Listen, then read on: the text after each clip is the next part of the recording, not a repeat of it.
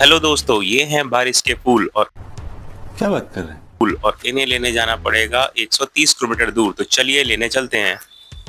Hi guys, welcome to my new food blog. और आज के ब्लॉग में मैं करने वाला हूँ ट्रैवलिंग लमसम 130 किलोमीटर की। और मुझे तलाश है एक अनोखी सब्जी की जो कि मिलती है जंगलों में, यानी कि माला के जंगलों में। तो बने रहिए इस वीडियो में मेरे साथ और आखिर में देखिएगा कि मैं कौन सी सब्जी ढूंढ के लाया हूँ। घर से निकलते ही कुछ दूर चलते ही मुझे मिला श्री राम का आशीर्वाद उन्हीं की राम वाटिका में। स्कूटी में पेट्रोल भरवाते समय मैंने पेट्रोल पंप वालों से कहा कि भैया इसमें 2000 का पेट्रोल डाल दो।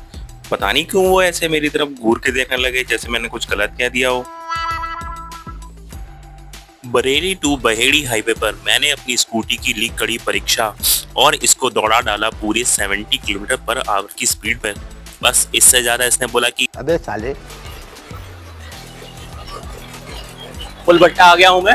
अब इसके आगे की जर्नी और बची है, लमसम 30 किलोमीटर अभी और चलना है। तो बने रहिए साथ में, देखते हैं अभी 30 किलोमीटर कितना टाइम लगता है। मदर नेचर ने इस पुल का अपने आप ही श्रृंगार कर रखा था। देखिए कितना सुंदर लग रहा है। इसके बाद आने वाला था सितारगंज हाईवे, जो कि था बहुत ही neat and clean, very beautiful. इसके बाद हमने एंटर किया खटीमा जाने वाले रास्ते पर। इसे देख करके बहुत ही अच्छा लग रहा था कि मंजिल दूर नहीं है। फिर क्या, चलते चलते आया फार्म हाउस और सपने जाग गए। इतनी सुंदर प्रॉपर्टी थी कि बस मैं इसे देखता ही रह गया। रास्ते में अब मुझे मिलने वाली थी भोले की सेना। ये भोले की सेना जो थी जा रही थी कांवड़ यात्रा लेकर के गंगा जल भरने के लिए। बस आगे बढ़ते ही हमें मिला एक संकरा पुल।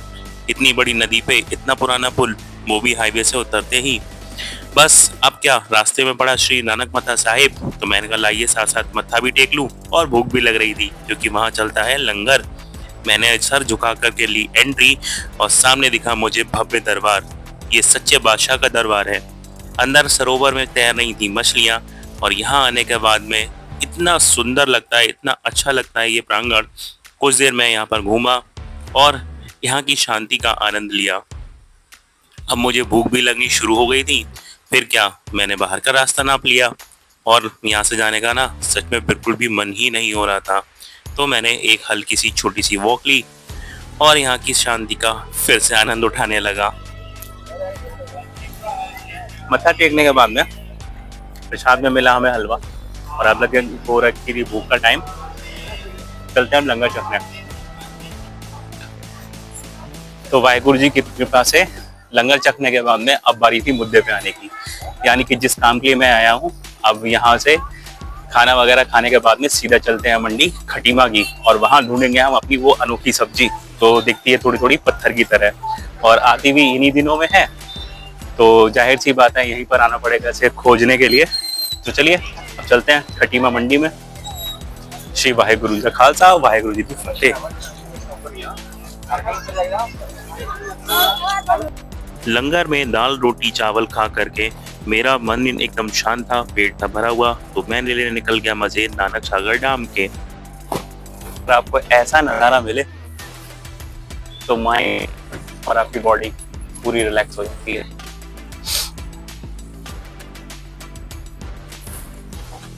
पहाड़ों के बीच में इतनी ठंडी ठंडी हवा और इतना सारा पानी, अद्भुत ही नज़ारा है बिल्कुल।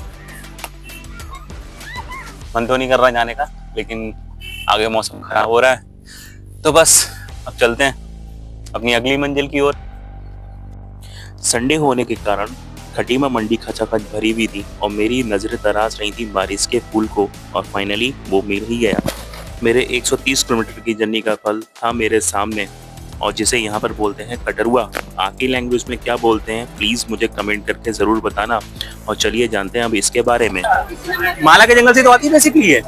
हाँ, माला के जंगल से तो आती है। ये माला के जंगल से आते हैं, फोनपुर से आते हैं और टरकपुर बनसा हर जगह से आते हैं। मिलेगी इसी जहाँ पर ये जंगल होगा, जहाँ साल के पेड़ होंगे। हाँ, साल के पेड़ के नीचे ही होते हैं, जड़ के नीचे।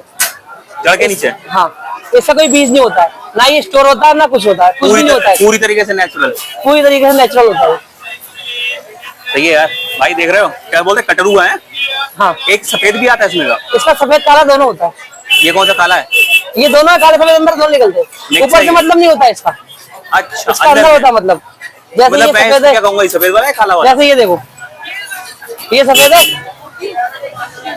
ये सफेद वाला है। ये सफेद है, और दूसरा देखो ये होता है काला। ये काला सफेद सब होता है, तो मिक्स करके दे रहे हो मतलब तुम, ये है ना? मिक्स नहीं होता। ये पेड़ों के नीचे निकलता है, इसका अंदर डिसाइड होता है इसको खोलने के बाद ये सफेद है या काला है। ये मैटर है। 200 का आधा किलो, 1 किलो 300 रुपए का। ये भाई काला सफेद मिक्स करके दिया है। मैं कोशिश करूंगा आपको दिखाने की। ये था वाइट वाला और ये है ब्लैक वाला कटर हुआ। मैंने इसको ले लिया है, लेकिन बहुत ही महंगा पड़ा है मेरे लिए, क्योंकि ये आता ही महंगा है और मैं गया भी उतनी दूर। और यहाँ पर भैया जी ने कर दी थी मेरी बेइज्जती। पूछ रहे थे बनाना आता भी है, तो मैंने उनको बोला कि भैया मेरे को बनाना नहीं आता, मम्मी जी बनाएंगी। अब वक्त हो चला था घर वापसी का, और वापस आते समय मुझे मिली ये पेड़ों की गुफा, क्योंकि मैंने यहाँ से पकड़ा था बरेली टू पीलीभीत हाईवे। तो प्लीज़ बने रहिए मेरे सफ़र में मेरे साथ। तो फाइनली घर वापसी हो चुकी है मेरी। बहुत ज़्यादा थक गया हूँ। अराउंड 240 के आसपास स्कूटी चल गई है मेरी। इतनी महंगी सब्जी भेजी ना। तो मेरी इस मेहनत में साथ दीजिएगा और मेरे चैनल को सब्सक्राइब ज़रूर कीजिएगा। पसंद आए तो वीडियो को लाइक भी कीजिएगा।